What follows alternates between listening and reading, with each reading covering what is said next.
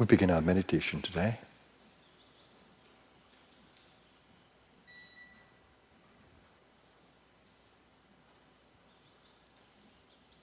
Let's give attention to the inner space, the consciousness space.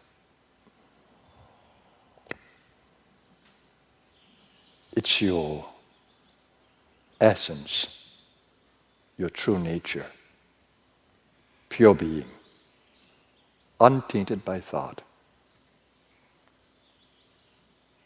It is the creative space of existence. It is a sustaining source of existence. And at the end of every play, be it a thought, an emotion, an intention, an action, it reabsorbs all spent energies into itself. That is the space that you exist in. Give attention to that space. That is the space of meditation. Know it.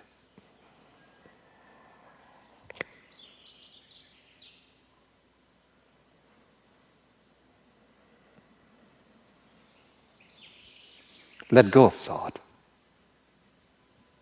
The only thought that should play in the mind is the consciously created one for the purpose of removing all others. The pure thought of I exist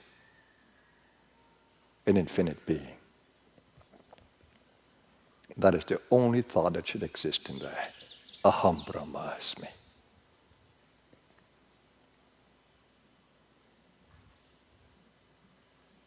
I exist in infinite being. Breathe that into your being. Let every breath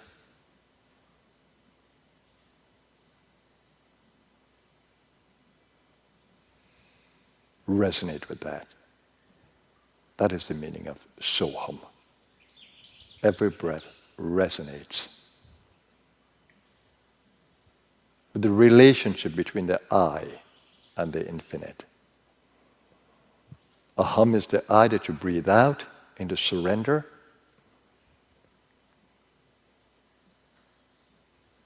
And soul is the infinite, that consciousness that you breathe into.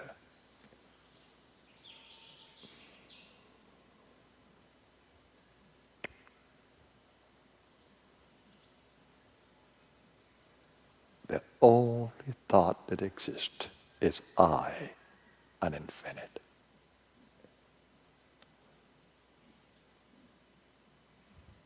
I exist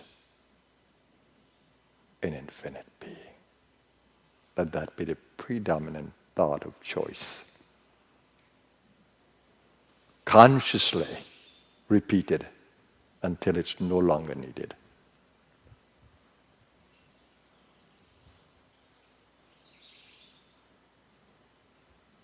Associated with a prana. Prana, soul. Apana, hum.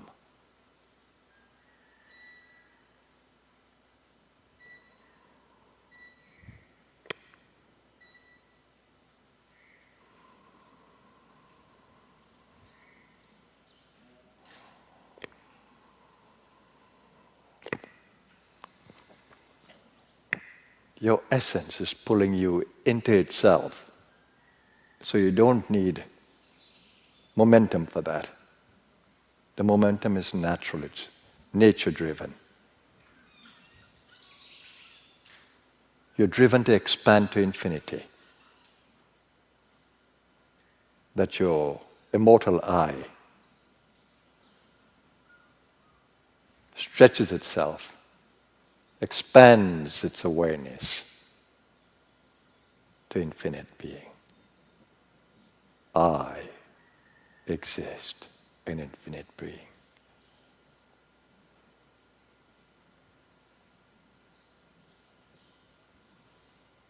Hum so. Hum so.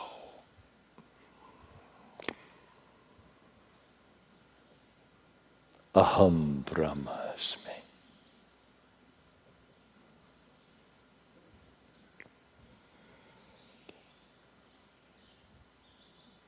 Let the thought resonate in the consciousness until it is realized.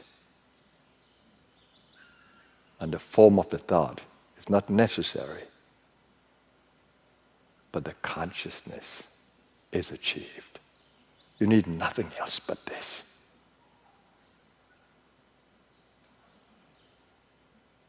This is a space of security. This is a space of energy alchemy.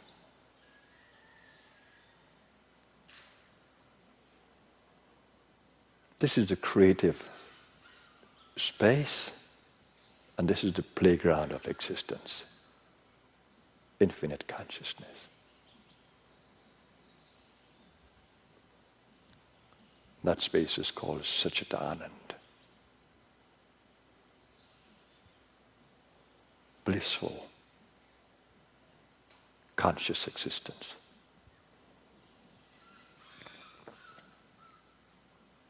The space lacks for nothing,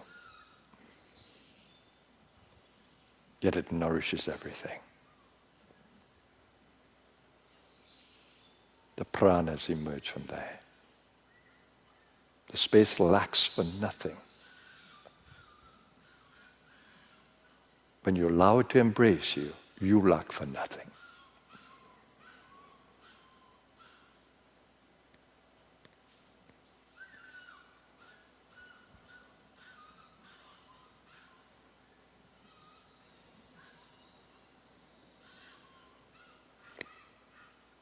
Join me there.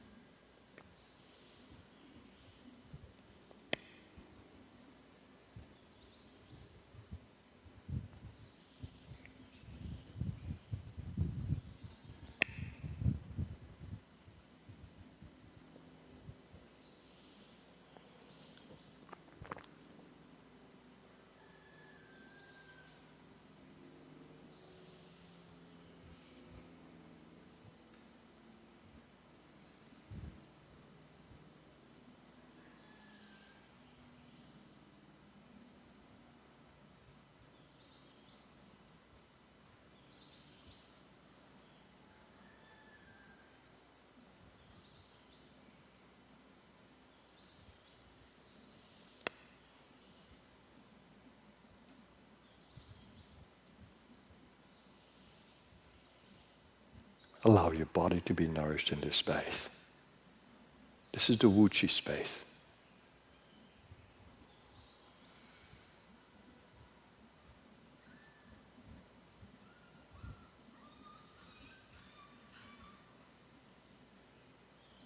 You do that by holding the body in your mind, every cell.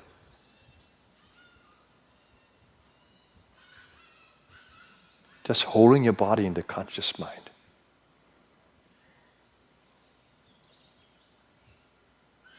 Giving attention to every cell, every organ, appreciating its existence, breathing into it, into full body awareness, and breathing out from there. You energize your body simply by holding it in your mind with the intention of harmonious coexistence.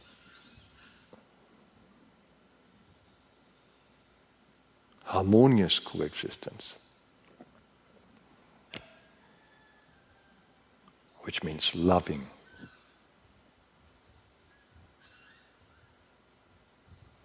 appreciating, honoring,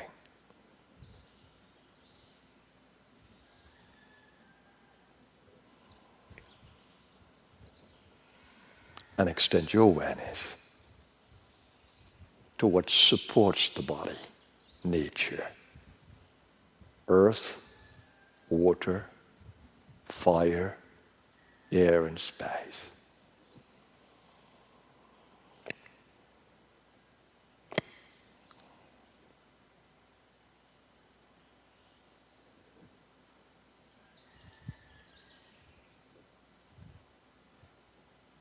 You were given this beautiful body at birth.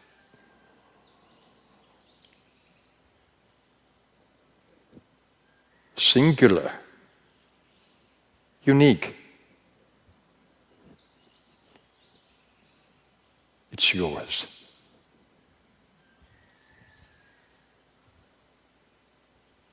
Hold it in that space of appreciation. Love, honor. That's your body. Nature's gift, produced just for you.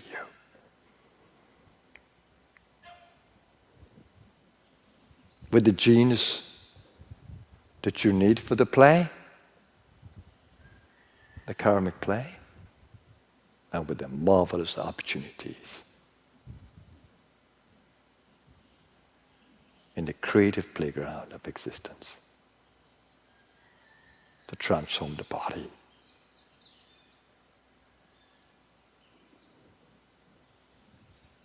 into a body driven by light. A body permeated by light. A body nourished by light.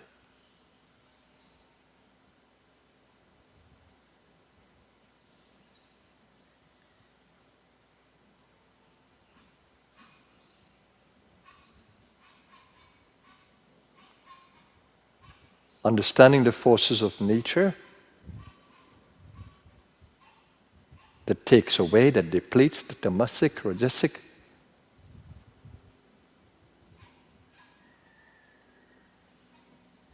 We immerse ourselves in the mantra that speaks to freedom from every unhealthy attachment and disease. And we give attention to the immortal self that nourishes continuously.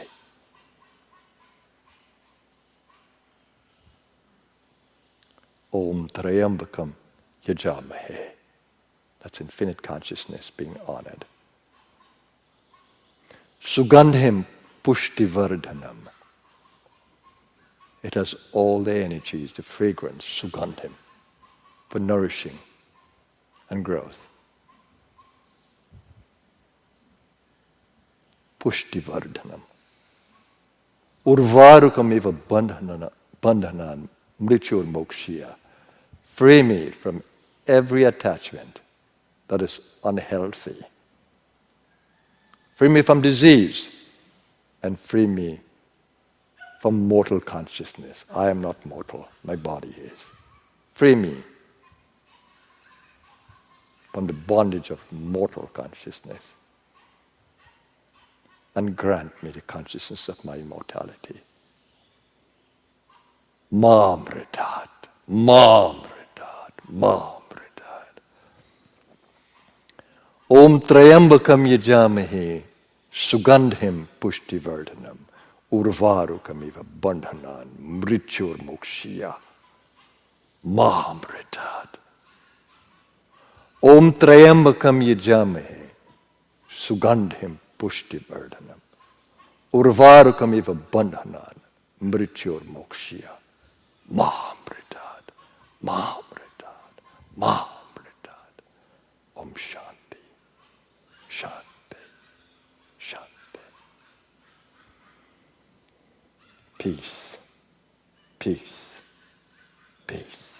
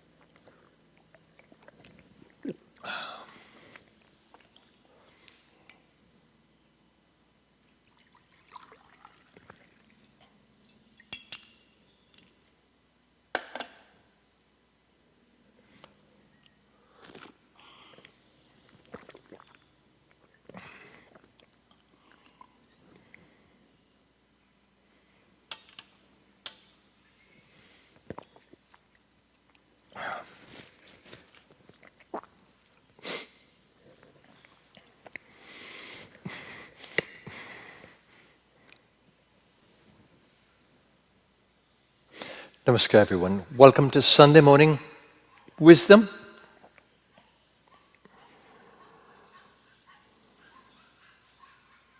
Where I tell you as it is.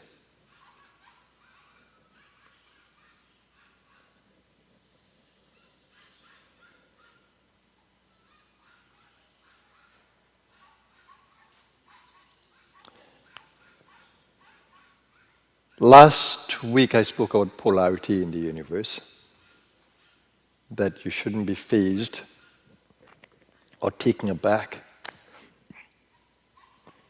when we see darkness in the universe and don't think it's evil. It's part of the duality that exists. You need light and darkness for the play.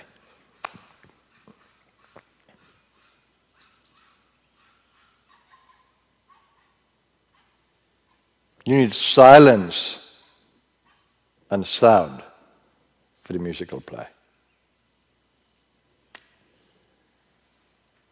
You need rest and activity in the play.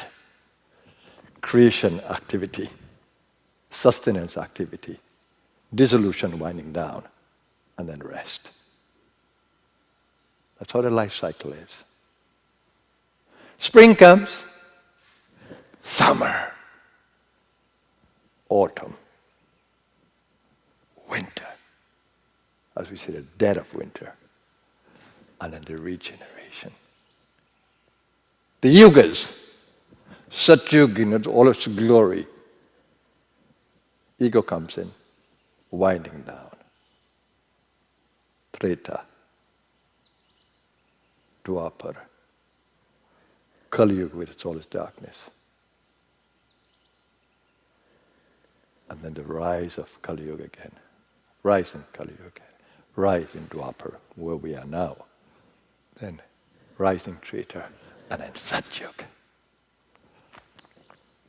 Do you want to take away that from the universe? Do you only want to have light and no darkness?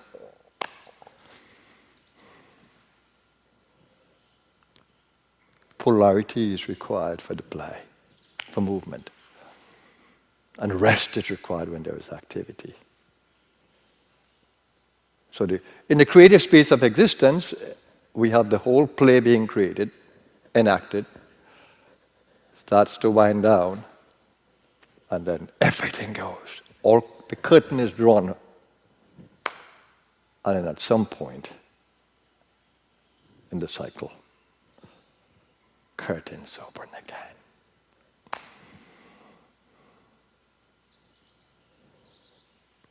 In the human cycle, of course, you know, at the Mahashivratri, I speak about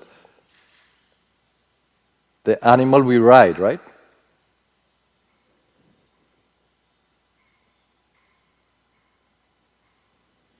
In the Hindu mythology, this is Vahan. It's the creature that the god rides. Like you see in the film The Avatar, the beautiful creature and the bond with the creature. And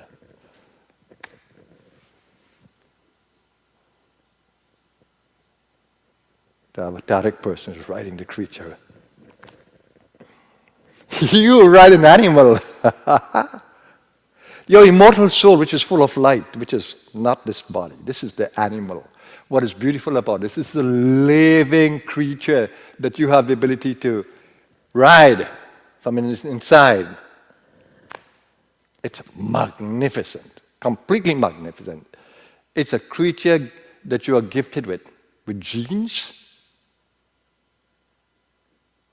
with brain and nervous system, with skeletal structure, with organs that support its existence. All you do is enter at the birth in the womb, and then you grow with the body as it grows.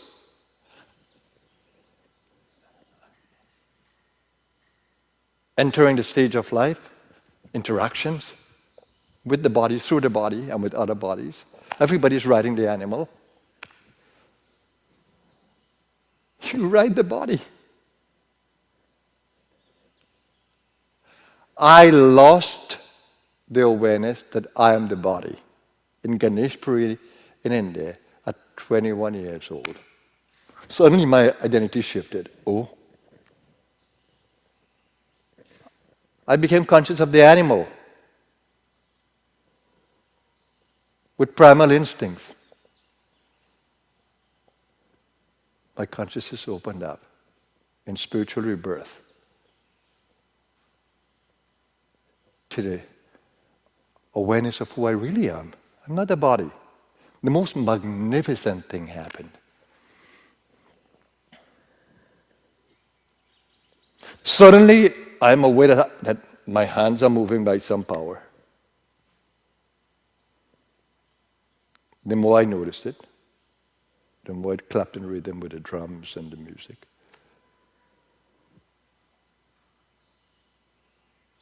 My voice, the voice is, some energy is controlling the vocal cords. And at that moment, this energy, this big energy is inside of me. And it seems to be doing everything. And I am watching. Suddenly I realized that if I cooperate with it, and if I align my intentions to this harmonious movement of voice and movement, that I can work with this divine power in another dimension, in another space, whilst coexisting with the physical. And I realized then that the physical is a creature. It needs to eat, it needs to sleep, it needs to mate, it needs a shelter. All these instincts are inside there. And I observed this with a whole new curiosity. And then I wanted to experience more of the inner space. I wanted more of this consciousness because I wanted to understand this experience fully. I was granted that 3 years after the fullness of the experience. Oh my God, oh my God, oh my God. We are completely not human. That was the final experience. This creature and me, we are totally different. Now, it's me and my lovely creature. My lovely creature. I have been gifted a a body by the universe. And I have learned to use this body. I'm still learning because there's so much to know.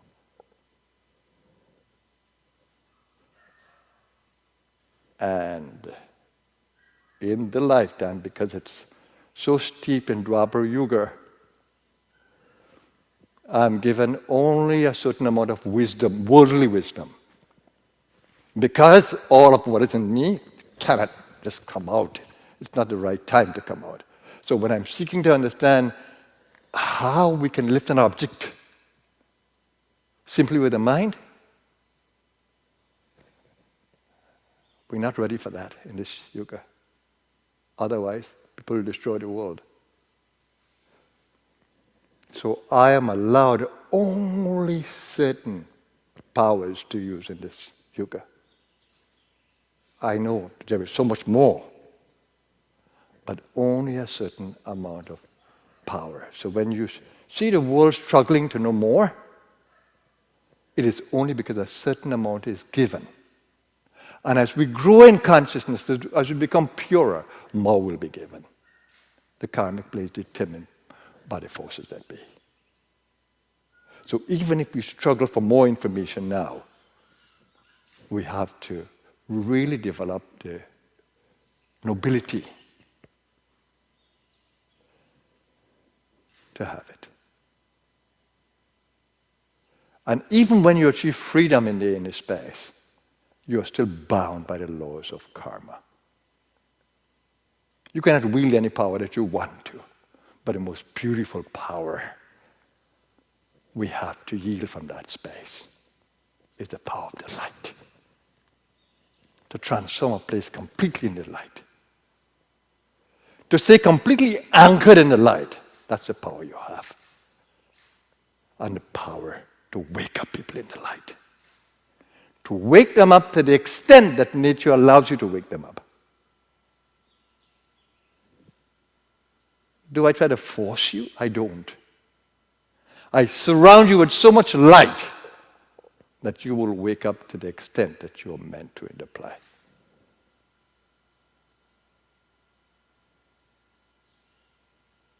I offer you the fullness of the light in every moment. And I watch you. I watch you carefully to see how much you can receive.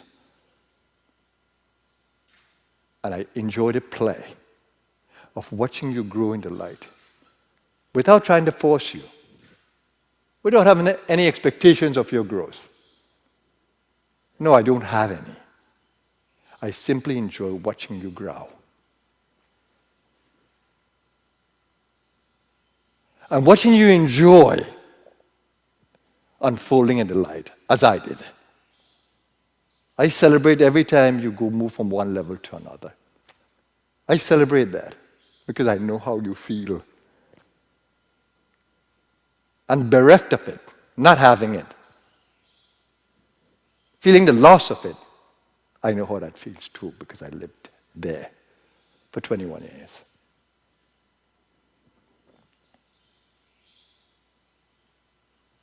So it's a play of darkness and light. And that play is built in the human cycle, where the human body needs to rest. It's called the circadian rhythm, the biological cycle, governed by the sun. We wake up to the light. We go to bed when the light goes on. Now we have created artificial light and try to wake abnormal hours. That's not how nature designed it. When you begin to follow the circadian rhythm of the body stays more healthy.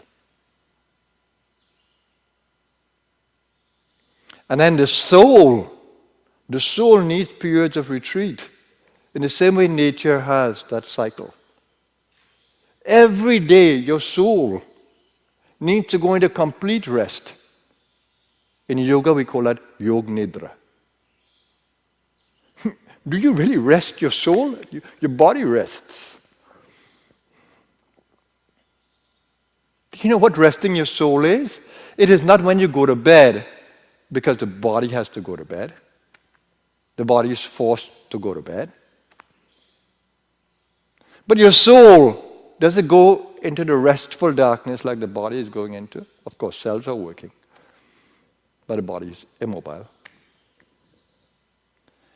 You have to be very careful of the subconscious activities that you have when you go to bed. The worst thing you can do is go to bed with worry. Go to bed with a scattered mind.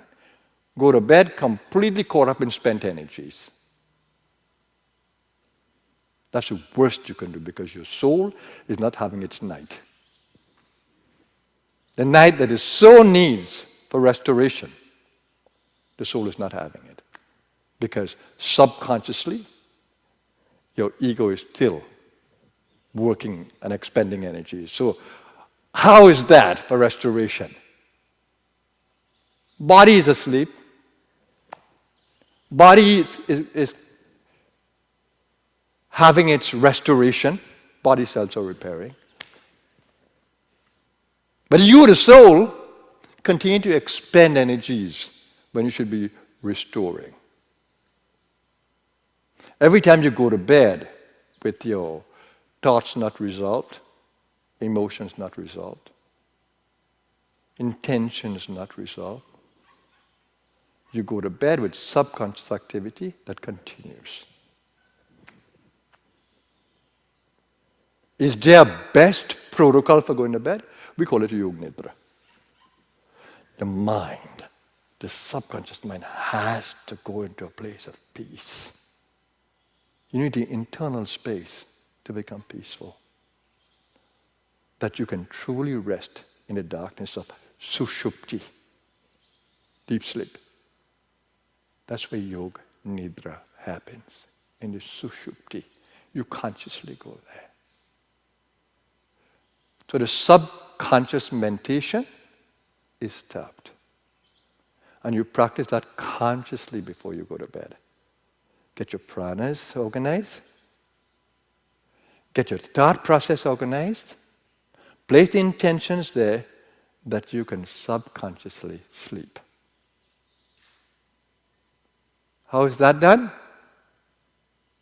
Through the meditative process, through the witnessing, through the observing as you go to bed. Harmonize with the breath and hold the intention to let go of all your preoccupation by putting it in the hands of the divine.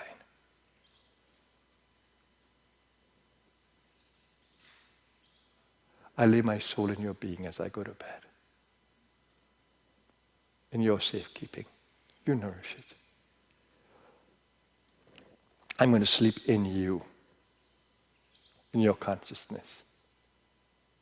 And when you have that right, you'll go to bed with a smile on your face, and your soul will go into deep sleep.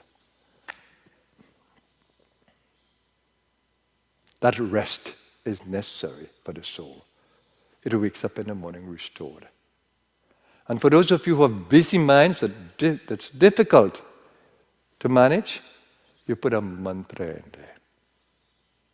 A mantra that you can really be energized with, or a mantra that you love. And if you wake up in the night, you'll realize that the mantra is still there. Subconsciously. Because the mind is habituated to movement and activity, you put the mantra in there. So that's the only thing that can stay in there subconsciously. That's harmonious. That is like the scavenger fish in an aquarium. Just cleans it up.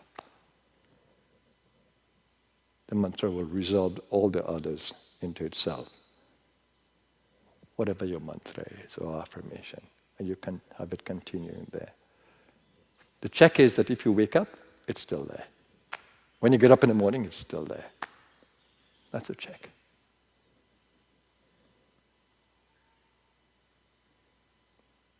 So, rest is built in the process of life, in the cycle.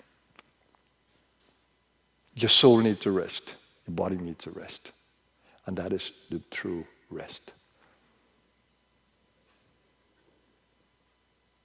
Learn well. Circadian rhythm and cycles form part of life. It's important to appreciate that. So long as you've taken a body, so long as you're in a space, this karmic space, it is important to know that. And by saying that, soon we'll have our 40-day retreat. It's coming up. We're making this one a very special one because of the virtual nature of our activities now. So we're going to create a residential space here for sadhana, for spiritual practice, and we're creating the virtual space together with it. The reason why you haven't heard so much from us yet, but soon enough, perhaps today, if you have not already heard.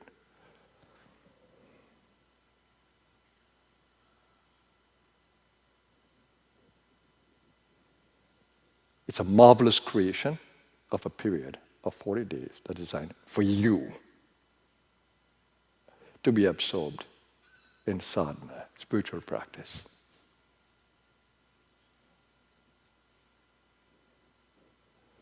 So we're going to stream the ashram discipline that we have here. You're going to be able to see that wherever you are in the world. The morning chant, the silent periods of meditation, evening chant. The only thing that we are closing is a space for the workshops. Because we don't want a lot of energy fluctuation, energy wastages. We want people who are very serious to be part of that virtual circle. So you have to register to come into this community that will be absorbed in the practices. We're going back to different years. We're going back to the teachings and distilling all the practices and bringing it to you. We are creating packages for you that will support you. And we are helping you with them, guiding you through them.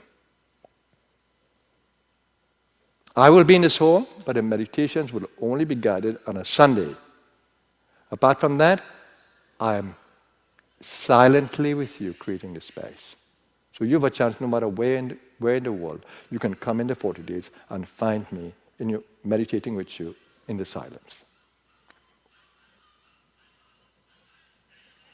For those of you who may not want to be involved in the community of practices, a registered community, you have the opportunity of getting a summary from me every Sunday, like I'm doing now, and having a guided meditation practice with me. And besides that, healing circles. Healing circle will be on a Sunday. It'll be at the same time, but you have an opportunity to practice with me. I'll guide you. On a Sunday, well, you have both. You have the healing circle, so you have me with you every Sunday.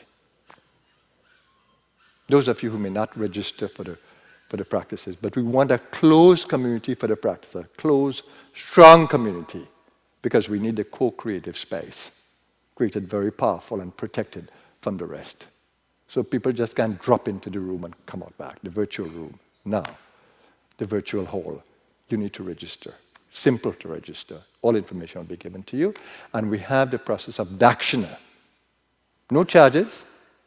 We appeal to your good nature to support us by offering a dakshina. So we have explained that through many 40 days already, what a dakshina is and why we have a dakshina. So for all the work that we do, it's done by volunteers, and a lot of work, and we ask that you offer dakshina. That's how we support our organization and have it grow. In this 40 days as well, you will have the opportunity to join me in meditation as well in our eco space in Brasso, where we will also have a 40-day meditation on a Saturday. I'll be there. So you'll have a chance to join me on a Saturday in nature.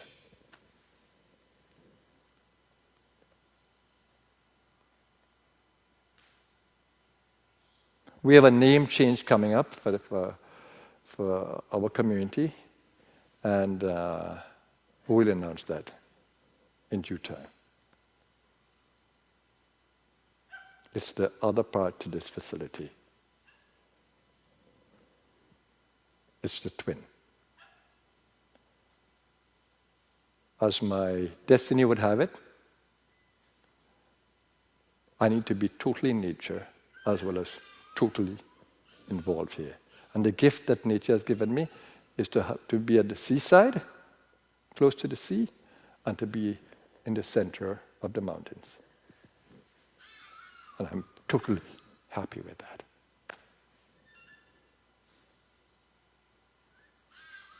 When I was a young boy and I'd come up here, my grandparents used to live here. Now, it's my playground.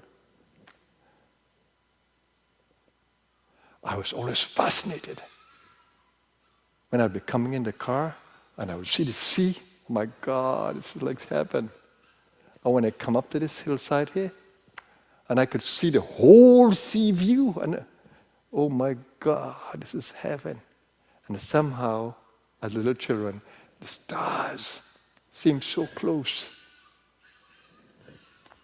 It's a place that always fascinated me. And rolling hills and the sugarcane fields, oh my God, it was heaven. And I thought, I wish I could live there. That's where I am today. And I always loved the mountains. And then, way back when I started this organization, I started to look for a space in nature.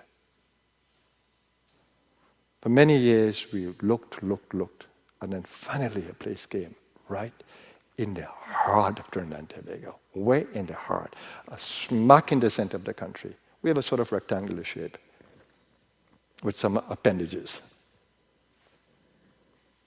In the middle of the rectangle is our eco-center.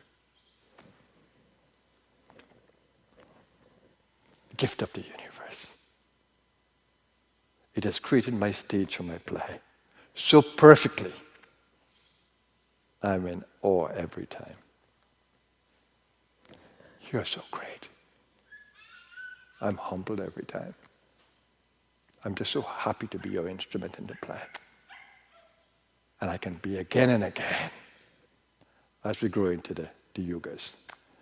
And the gift of the name of the organization that came in the 40 days of 1978, Blue Star, oh my God. Why this name was given to me and not some exotic Sanskrit name? Now I can see why. It's the evolutionary vehicle for the yugas, the Blue Star.